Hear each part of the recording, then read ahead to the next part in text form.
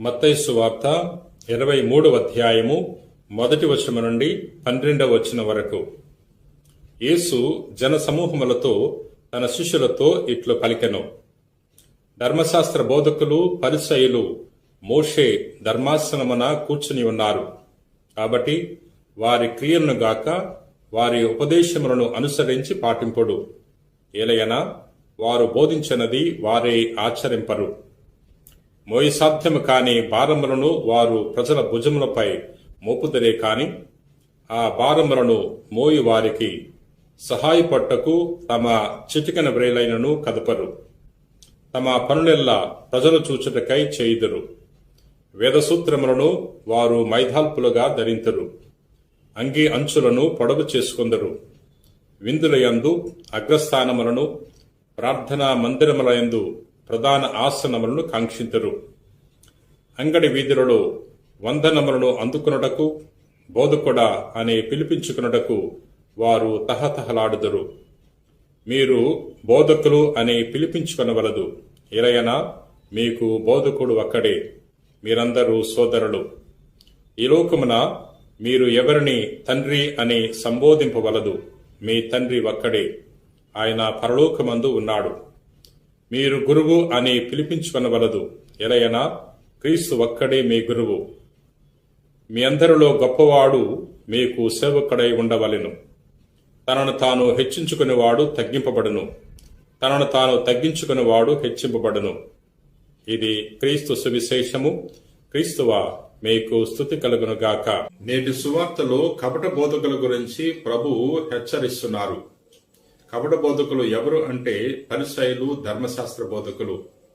వారు బోధించేదానికి చేసేదానికి ఎటువంటి పొంతన ఉండేది కాదు. అందుకనే ప్రభు తెలియజేస్తున్నాడు, మీరు వారు బోధించే ధర్మశాస్త్రాన్ని అనుసరించండి, పాటించండి, కానీ వారి యొక్క వ్యక్తిగత జీవితాన్ని మాత్రము అనుసరించవద్దు అని ప్రభువు హెచ్చరికలు జారీ చేస్తున్నాడు.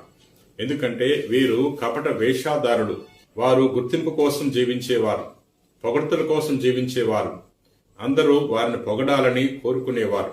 అందుకనే ప్రభు తెలియజేస్తున్నాడు, వారి విషయంలో జాగ్రత్తగా ఉండండి అంటున్నాడు. మన సమాజంలో అనేక మంది బోధకులున్నారు. అనేక మంది దేవుని యొక్క వాక్యాన్ని ప్రకటిస్తున్నారు. ప్రభు చెప్పేది, ఈ బోధకులు తెలియచేసే దేవుని యొక్క కట్టడలను, దేవుని యొక్క సందేశాన్ని మీరు ఆలకించండి, ధర్మశాస్త్రం ప్రకారంగా జీవించండి, కానీ వారి యొక్క వ్యక్తిగత జీవితాన్ని మీరు అనుసరించవద్దు. అనుసరించవలసింది ప్రభు యొక్క కట్టడలను, అనుసరించవలసింది యేసుక్రీస్తు ప్రభునే. ప్రియ సహోదరి సహోదరులారా, యేసు ప్రభువే మనకు నాయకుడు. ఏ బోధకుడు ప్రసంగించినా యేసుక్రీస్తు గురించే బోధిస్తుంటాడు. యేసుక్రీస్తు యొక్క జీవితాన్ని ఆదర్శంగా చేసుకుని జీవించాలని తెలియజేస్తుంటాడు. కాబట్టి మనం వ్యక్తులను కేంద్రంగా చేసుకుని జీవించకూడదు. యేసుక్రీస్తు ప్రభుని కేంద్రంగా చేసుకుని జీవించినప్పుడు మాత్రమే మనము ప్రభుని మెప్పించగలము. ప్రియ సహోదరి సహోదరులారా, నేటి సువార్తలో యేసు ప్రభు మరొక విషయాన్ని తెలియజేస్తున్నాడు. తనను తాను హెచ్చించుకునేవాడు తగ్గింపబడతాడు, తనను తాను తగ్గించుకునేవాడు హెచ్చింపబడతాడు అని ప్రభు మనకు తెలియజేస్తున్నాడు. ఈ ధర్మశాస్త్ర బోధకులు పరిసయ్యులు తమ గురించి గొప్పలు చెప్పుకునేవారు.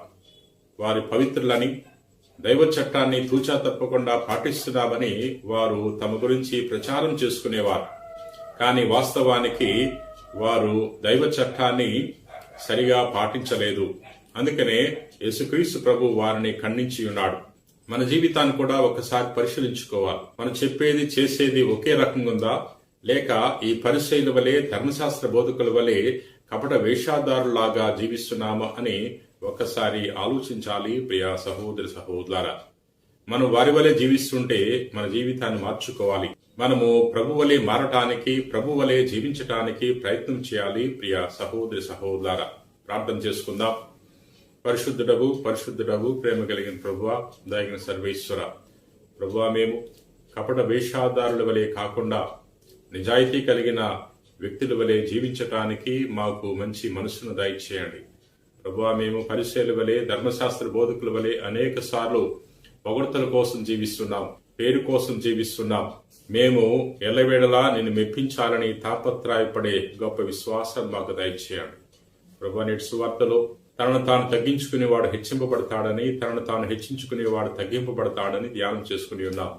నీ వెళ్ళవేళలా ఈ జీవితంలో తగ్గింపు మనసు కలిగి జీవించటానికి నీ కృపను దయచేయమని మా నాథుడైన క్రీస్తు ద్వారా మనవి చేయించున్నాం తండ్రి. ఆమేన్.